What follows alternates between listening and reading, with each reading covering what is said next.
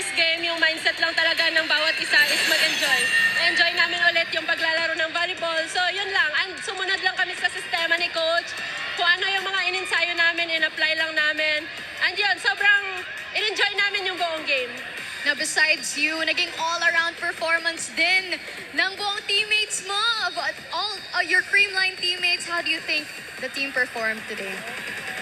Siyempre, sobrang proud ako sa bawat isa sa amin kasi lahat talaga, grabe yung hustle, grabe yung effort, and sobrang nag-enjoy lang din talaga lahat. So, sobrang proud ako sa team. And of course, Bernadette, what a crowd today on a Tuesday. Over 11,000 in attendance. Ano yung pakiramdam na makapaglaro ulit sa crowd na ganito?